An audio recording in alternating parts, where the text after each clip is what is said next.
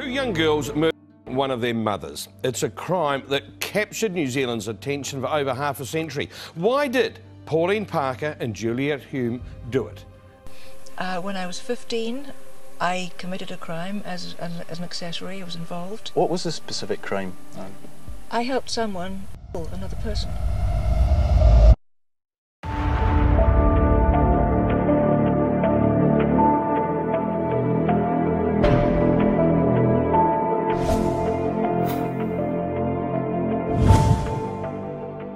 Hi friends, and welcome. This is Crime Corner with Jen, and for those of you who don't know, my name is Jen and I talk about true crime cases on this channel. If you enjoy my content, please be sure to like, subscribe, and to turn on the notification bell so that you don't miss out on any of my future videos. In this week's video, we're going to be talking about two seemingly ordinary teenage girls whose obsession with one another would lead to one of the most notorious crimes in New Zealand's history. This is the case of Pauline Parker and Juliet Hulme. Pauline Yvonne Parker was born on May 26, 1938 in Christchurch, South Island, New Zealand. She came from a working-class family, with her father running a fish shop and her mother running a boarding home. Her parents also worked part-time as house staff and gardeners at the University of Canterbury.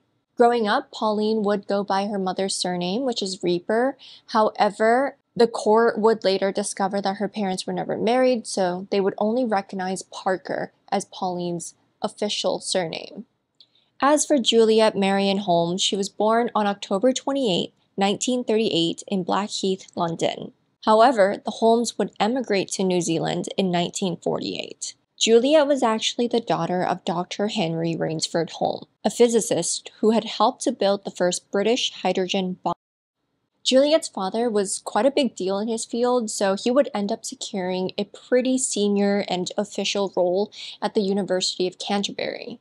The two girls were said to have come from polar opposite worlds, but this didn't stop them from forming a bond that would lead to a deadly obsession with each other. Pauline was described to be small, dark-haired, and someone who was not easily approachable due to her unfriendly demeanor. Juliet, on the other hand, was described to be tall, attractive, elegant, and seemed to be the more approachable of the two. The two girls also attended the same school, Christchurch Girls' High School, and their friendship would begin in their physical education classes not long after Juliet had moved to New Zealand in 1948. Both girls were sick and weren't able to participate in physical activities, so they'd have to sit out on the classes, and during this period of time, they'd begin to form their friendship. Pauline was suffering from a bone condition called osteomyelitis. I really hope I pronounced that correctly, which is basically inflammation or swelling in the bones, while Juliet was struggling with tuberculosis. And according to Pauline, later on in interviews, she would admit that the two girls would begin romanticizing their illnesses. They had begun romanticizing the idea of being sick together. And as their friendship continued to develop, they'd begin forming this fantasy world together. Both girls apparently had very vivid imaginations, and in this fantasy world of theirs, which they'd name the Fourth World, they'd even create their own religion. They had rejected Christianity as a religion and would instead worship their own saints, with Mario Lanza being one of their most respected saints. And along with their invented religion, they'd also create their own ideas of morality. The Fourth World was essentially their own version of heaven and was a place that they could occasionally access through spiritual enlightenment. And according to Pauline, they would only be able to achieve the state of spiritual enlightenment through their friendship bond. Now, the two girls really put in a lot of effort and time into creating an entire world inside of this fourth world. They wrote books and plays and created countless stories centered inside of this imaginary world. And as time went on, they would become less and less tethered to the real world and more immersed in this imaginary world that they've created for themselves. The girls were so intense about their imaginary world that their parents noticed and they became concerned. However, they just assumed that the girls would eventually just grow out of it. They were also concerned that their girls were romantically involved with one another. And this was an issue because back then, being attracted to the same sex or having a relationship with the same sex was considered a mental illness and was also charged as a crime. So their parents had every right to worry because, of course, they love their children and they didn't want their children to get in trouble with the law if that was what was happening between them. Regardless of their concerns, they never once forbade the girls from seeing each other and would continue to allow them to have their friendship. Now, as more time went on, it became clear that their obsession with each other was just becoming more intense. They would spend all and any free time that they had with one another. And Pauline was constantly staying at Juliet's home for overnights as well as during vacation breaks. And here's what's strange. Whenever Pauline would leave Juliet's home without her, Juliet's parents would notice that their daughter would become withdrawn and would actually often become physically ill. This left Juliet's parents very confused, very puzzled. They've never seen anything like this, so they weren't sure what to make of it. But the one thing that was becoming very clear here is that these two girls and their friendship, the bond that they have, it was becoming unhealthy. It wasn't normal. In 1954, things would take an unfortunate turn for the Hulmes. Juliet's parents would announce that they were going to be divorcing. As a result of this, Juliet was going to be sent by her parents to South Africa to live with her relatives. Her parents would be returning to England, but for the sake of Juliet's health, they wanted her to be in South Africa. Now, I'm not sure about the exact details as to how South Africa relates to Juliet's health, but that was one of the main reasons that her parents gave for wanting to ship her off to go live with her relatives there.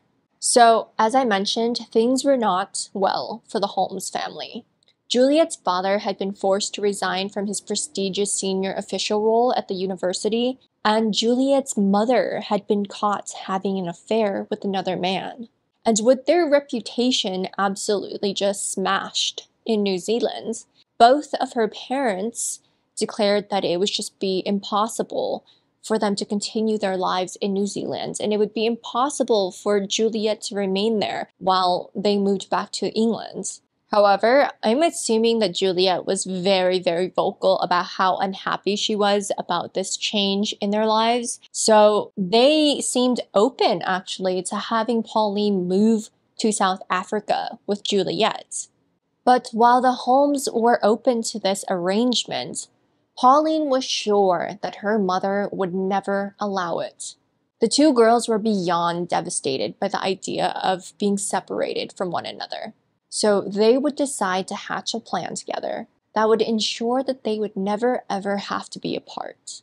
Their long-term goal plan here was to move over to South Africa to live with Juliet's relatives. And when they were done with school, they would move over to New York City or to LA, where they would publish their writing about the fourth world and also go into the film industry.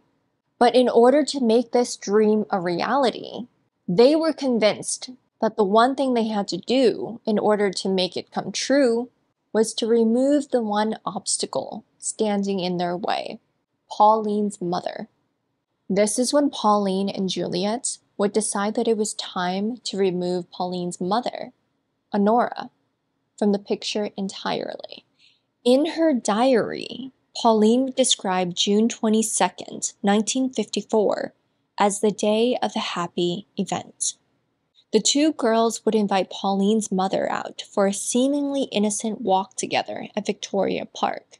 The day began with them enjoying afternoon tea together and then making a plan to wander the park. And to Honora's knowledge, the afternoon was actually a very wonderful one. It was a very lovely, very chill kind of day.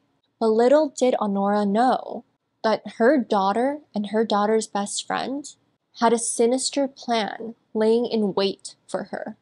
Pauline and Juliet had apparently laid a small pink charm on a walking path in the woods, and they would lead Honora onto this path.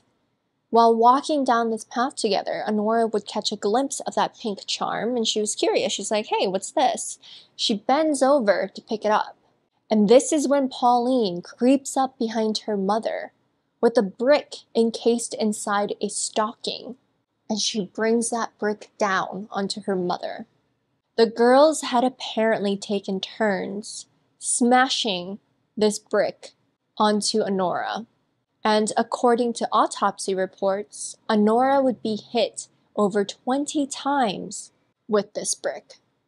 Afterwards, they would make sure that Honora was no longer breathing.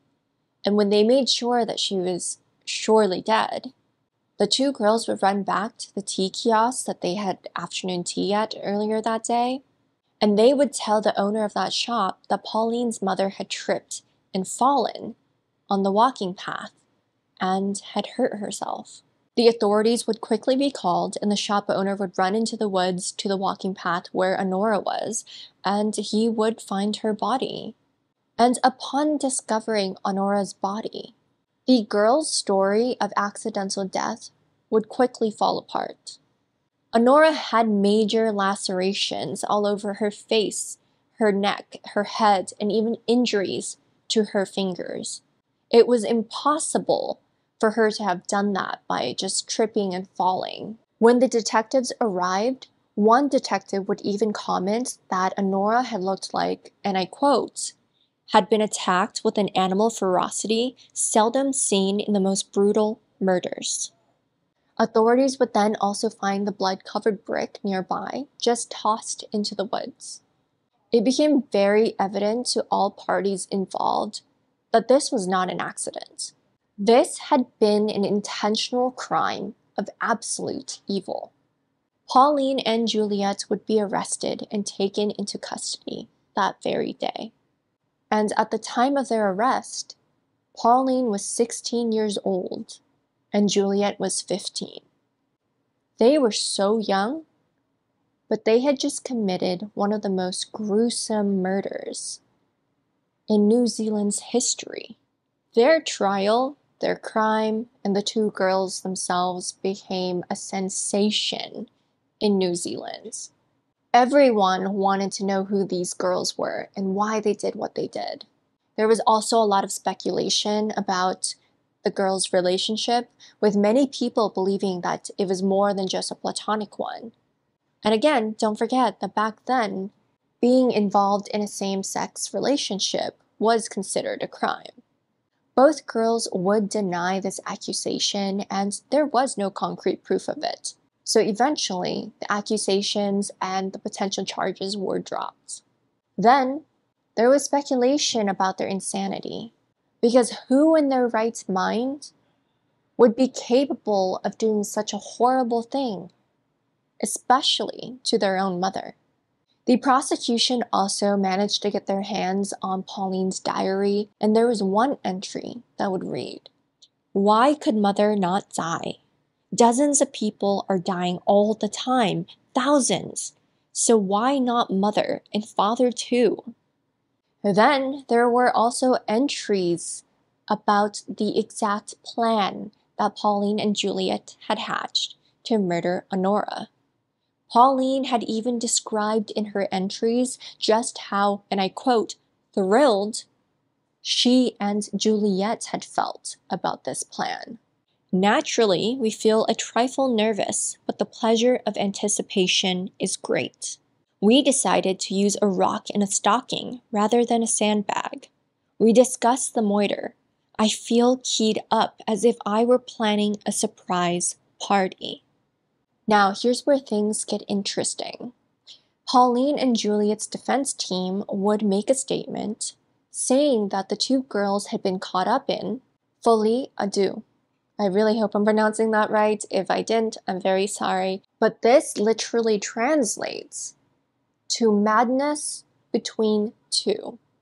The defense team stated that this was a shared delusional disorder, and they were out to try to prove that the two girls were just out of their minds when they committed the murder. Also, just a side note, if you guys have not seen my Sophie Leonette's case video, then please do, because this shared psychosis disorder, delusional disorder, is also a theme in that video.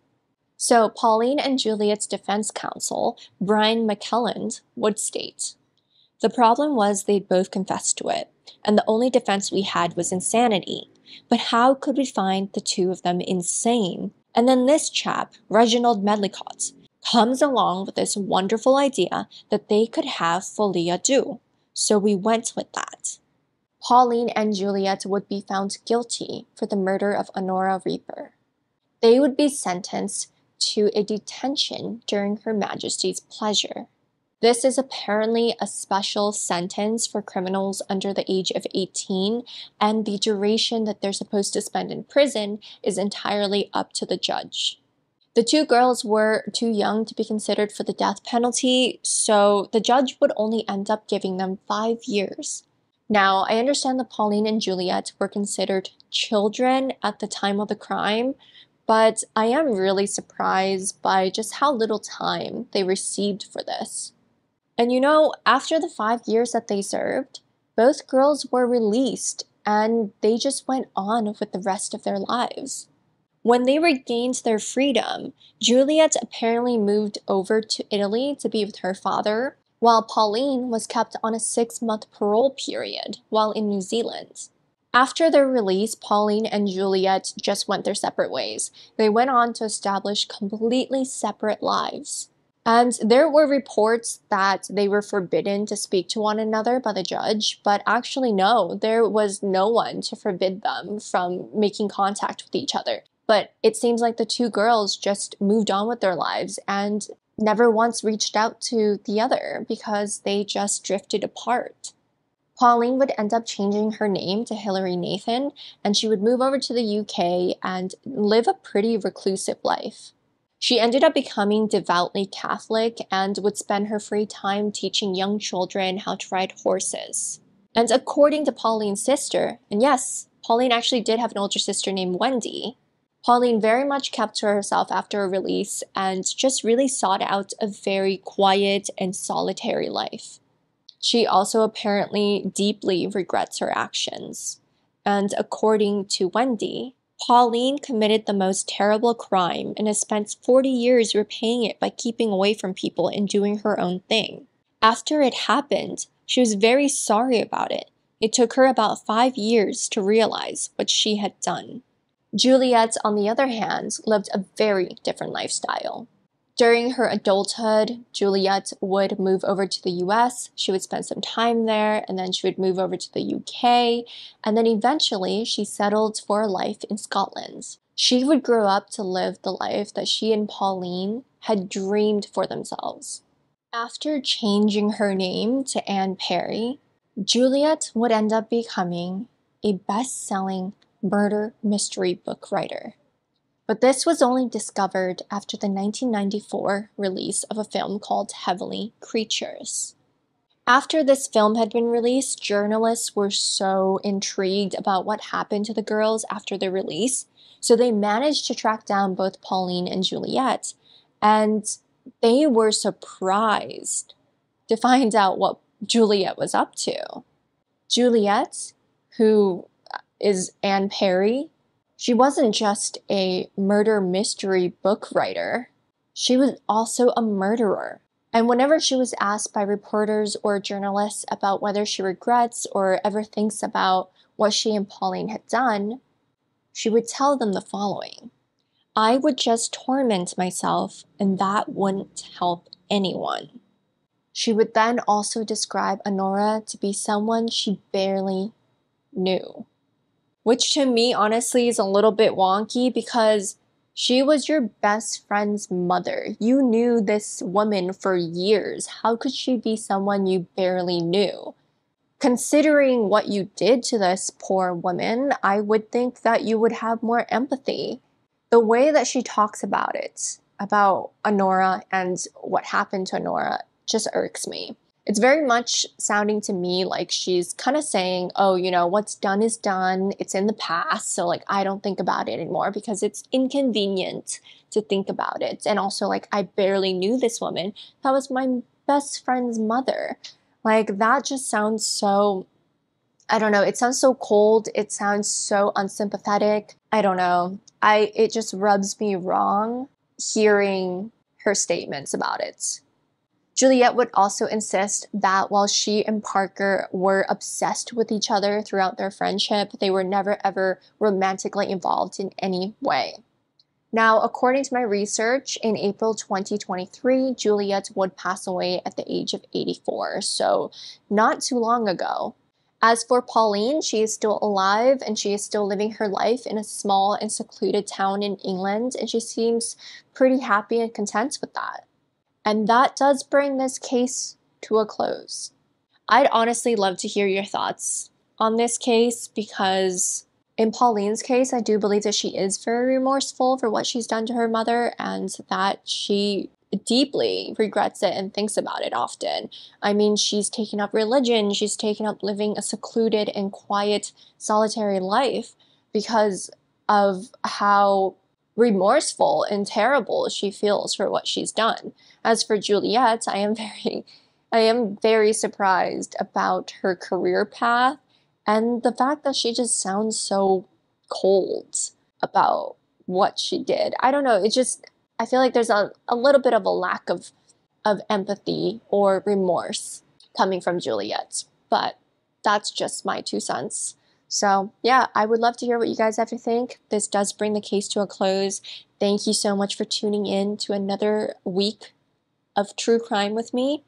And I do hope to see you guys in my next video. Oh, before I go, if you guys have any case recommendations, please be sure to shoot them through to my email at truecrimebygentaI@gmail.com.